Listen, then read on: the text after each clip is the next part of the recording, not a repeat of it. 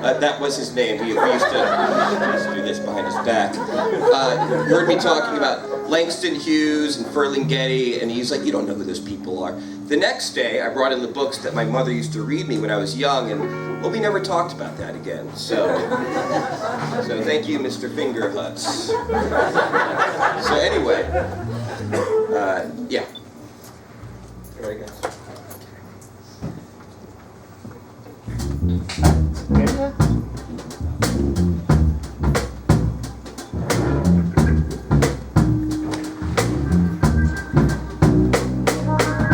When I became captain of the town, I decided to extend asylum to certain citizens who were persona non grata elsewhere in the area because of their disgusting and disquieting deformities. One was known as Spare Ass Annie. She had an auxiliary asshole in the middle of her forehead like a baneful bronze eye.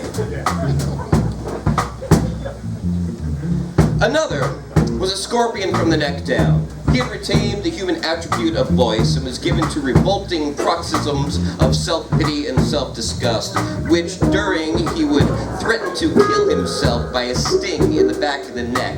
He never threatened anyone else, though his sting would have certainly caused instant death.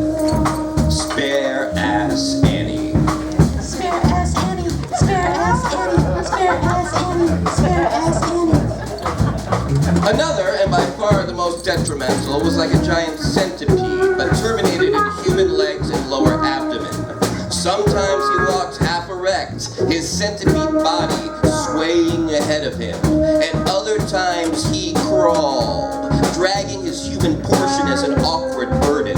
He was known as Centipeder, because he was continually making sexual advances to anyone he could corner, and anyone who passed out was subject to wake up with centipedes in his bed.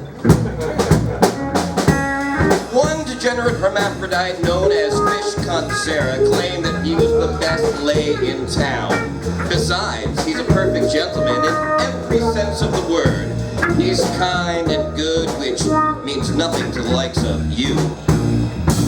Spare Ass Annie. Spare Ass Annie. Spare Ass Annie. Spare Ass Annie. Spare Ass Annie.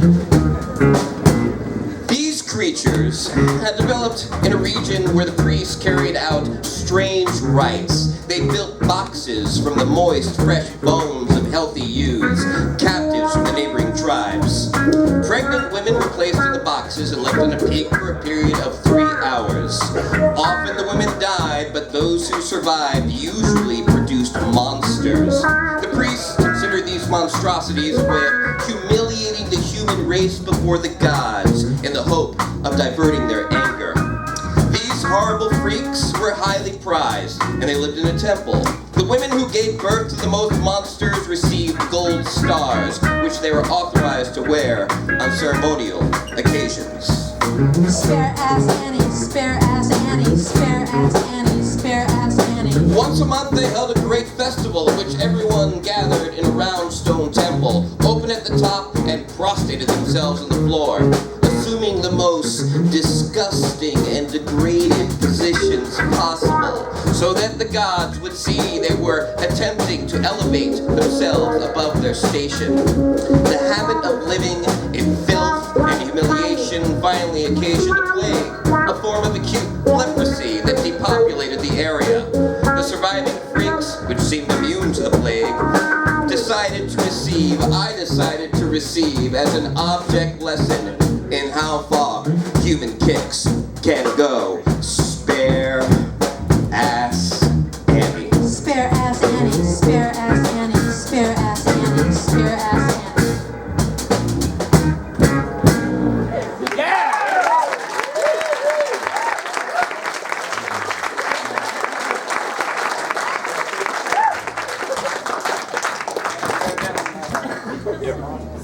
Okay, thank you. Give it up for Leanne Grabel.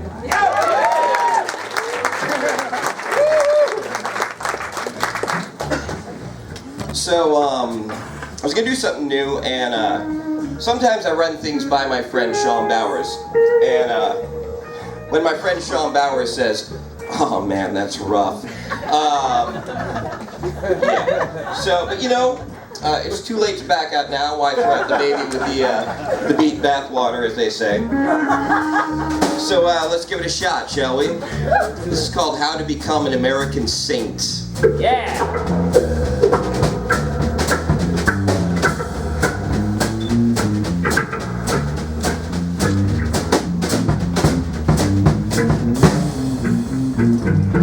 I was waving shakes of victory out of taxicab windows when this whole thing started, just like Nixon exiting office. I was an American. I was a kid. I made a wish, handed out the whiskey and the pox-colored blankets. This is how you become an American saint. Sex, Snapchat, and sport fuck. Just like in Rome, it's hard to be a senator these days. Trafficking cocaine and flesh, skull and bones just like Daddy did. Profiteer with war crimes from the Nazis. Gentlemen, welcome to the bonus round. I was opening a factory somewhere in the South that only manufactured glass ceilings, made by the indigenous tribes of Chattanooga, Tennessee, when this whole thing started. Made in the motherfucking US of A. This is how you become an American saint. Never stop reaching for the stars. I was lost. I was losing faith. I was building prisons. I was homeless. I was a train wreck. I was splitting the atom.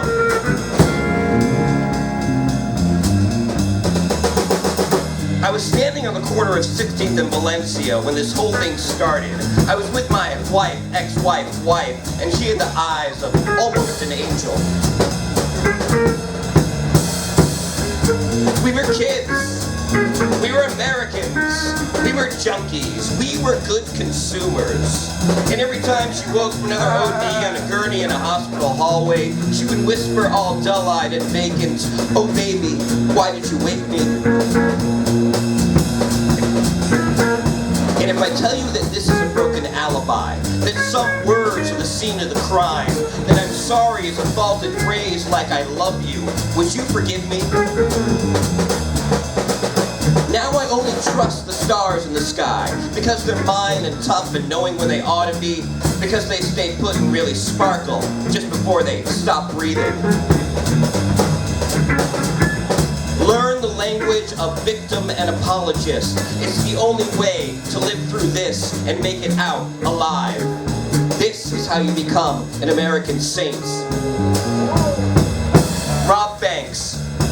Be a prolific serial killer of women. Write a best-selling memoir from inside prison. Open a Carl's Jr. in Modesto, California. Jesus loves you. Read your manifesto. Spew bile and run for office. The adulation of crazy always trumps logic. Never be gender specific. Life begins at credit score. It's a man's world and you, my friend, are the motherfucking godfather of soul. Fuck the man. All of them. Practicing polyamory is a good way to die alone. Text your coke dealer. Protest something, whatever. I was Google searching Zooey Deschanel naked and got no results when this whole thing started. I was sad. I was taking selfies. I was starting up a .com. I was selling my intellectual property. I was dick-picking my way down the ladder. I was spilling great news on my $300 pair of jeans. I was Googling Ancestry.com and ignoring the slave owners hanging from my family tree. I was slipping chicks rupees like sacraments. I may have 99 problems, but being white and privileged isn't one of them. I have my cigarettes, and I have my ice cream, and I have my figurines of the Virgin Mary, I have my Cadillacs, I have my blue jeans, I have my false idols, and this is a drive-by assassination tango in B flat with a major in sarcasm. I was exiting my mother's birth canal when this whole thing started, just like Nixon exiting office. The first thing I did was scream, "Well, I'm not a crook," and then I pissed all over the doctors. And we are all mad children. And birth isn't the miracle of life because death is much more profitable. Build a bunker in the Bible Belt. Fill it with cases of Red Bull, an AR-47, an AR-15, a shitload of porn, and a Colt 45. We too were born with certain inalienable rights. Get your interview auto-tuned on the 6 o'clock news. Viral has always been the new black. Paul Revere did it from a goddamn horse. Jody Arias is the new black. Bernie Madoff is the new black. Trayvon Martin has always been the new black.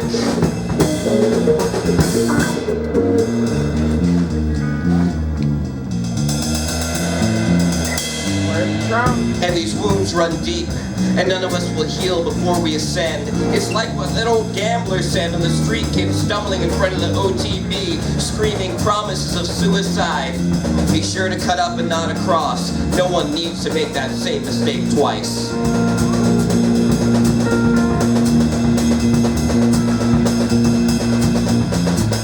I was puking in Kerouac Alley, stuck between City Light's bookstore, Hell, and Vesuvio's bar, when this whole thing started.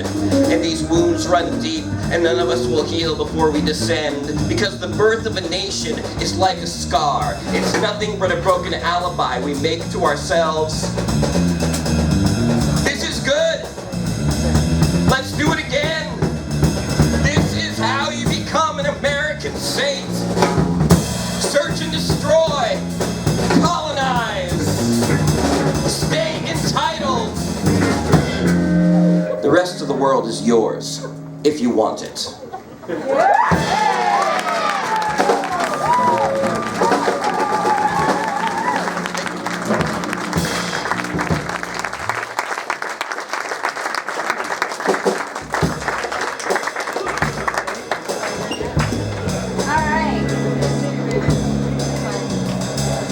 There we go. All right, ladies and gentlemen, we are now going to take a 15-minute break. 15, not 20. 15-minute break. Please make sure that you have signed in over here. It's a requirement of the venue. Please make sure you are donating to our wonderful performers over there with Chloe. Please make sure you are taking care of Emma behind the bar. See you in 15 minutes.